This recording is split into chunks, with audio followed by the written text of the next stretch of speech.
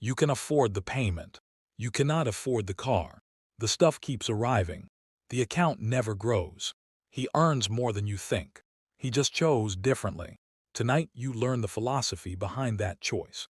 Not a budget, a philosophy. Stay, this changes everything. You are surrounded by people performing wealth.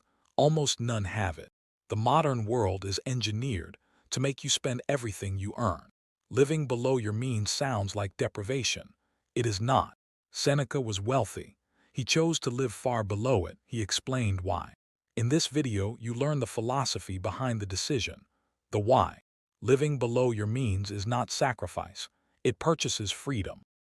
6 sections, 6 philosophical ideas, each one more powerful than a spreadsheet. Every philosopher who built wealth arrived here. Keep more than you spend. That number is what this produces. It compounds beyond any raise. This is the other side of the decision, not deprivation, ownership. Let us begin. Older than any financial product ever sold. Section 1. The Stoic definition of enough. The Stoics called this the most important financial question. Not how much to earn, how much is enough. Enough is not a number from outside. It is a decision from inside. Defining it gives you control. Seneca wrote, "The wealthy man is not he who has much, but he who needs little." That distinction is everything. Every purchase steps toward enough or away from it. Does this serve the life I build or an image? Defining enough makes every decision cleaner. The person who knows they're enough is immune to upselling, comparison, and manufactured urgency. That question is the daily Stoic filter for enough. 3 seconds. It has saved more money than any budget app. Section 2. The philosophy of the gap. The gap between income and spending is not leftover money. It is the raw material of every future option. Two identical incomes produce different lives based on one variable. Not the income, the gap. Only the gap builds. Every time you protect the gap, you pay your future self first. Stoics call this acting from reason, not appetite. Living below your means is choosing the gap over its appearance. Smaller apartment, larger freedom. That trade is the philosophy. The gap invested consistently becomes an asset. It becomes options, the ability to say no to what does not fit. The Stoic protects the gap through philosophy, not discipline. When the decision is philosophical, it does not cost energy. That reframes sacrifice to building material is the shift. Without it, the gap costs. With it, it produces. Section 3. What you are actually buying. Every time you live below your means, you purchase something. The Stoics named it time, freedom, the ability to choose. That Tuesday was purchased with years of gap. It looks like leisure. It is the compound return on an earlier decision. Living below your means purchases negotiating power. When you do not need every opportunity, you choose the right ones. The Stoics called the ultimate purchase tranquilitas, a settled state independent of externals. Living below your means produces it. Every year of living below your means, the ability to say no grows. That is what freedom actually means. What you are buying when you live below your means is the gap between your life and your expenses becoming small enough that nothing external can close it without your permission. Section 4. The Stoic case against lifestyle inflation. Lifestyle inflation silently destroys the gap. Every income increase absorbed by spending is a gap that never grew. The Stoics called this the appetite expanding to fill what it is given. Never let appetite lead.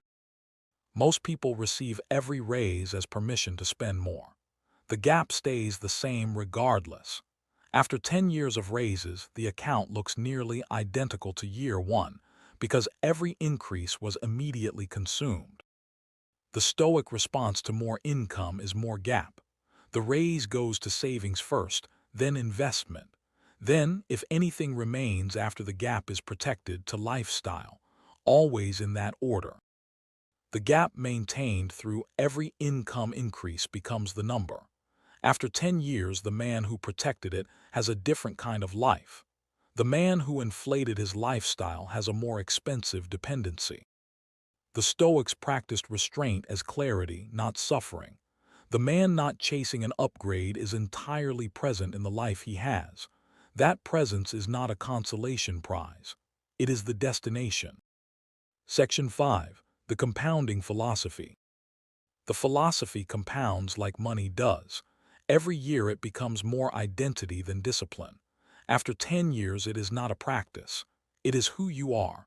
Identity needs no motivation. The Stoics built to last, not to be seen. Aqueducts, not monuments.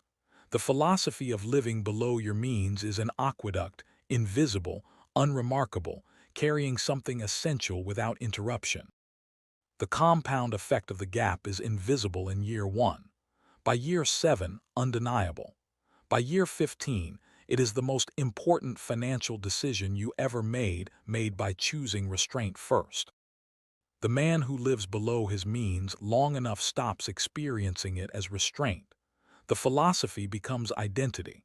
Every decision that follows asks not what he can afford, but what he wants. That entry is what the compounding philosophy looks like from the inside. A decision made quietly, held consistently, producing a result no spectacular financial move ever replicated. The gap maintained long enough becomes the account. Section 6. What to decide tonight. 4 decisions, each one philosophical rather than numerical, each one available to you right now. Write your enough definition tonight. Not a number, a description. What does enough look like? Write it honestly. Everything spent that does not move toward it closes the gap without your permission. Calculate your actual gap tonight. Income minus all spending. Write the number. If it is small, you know what to build. If it is large, you know what to protect. Knowing is where this begins. Write your filter question tonight and place it where you spend. 1 question, 3 seconds.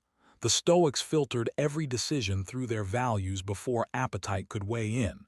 Your question is that filter. Protect the gap tonight. Increase the automatic transfer by any amount.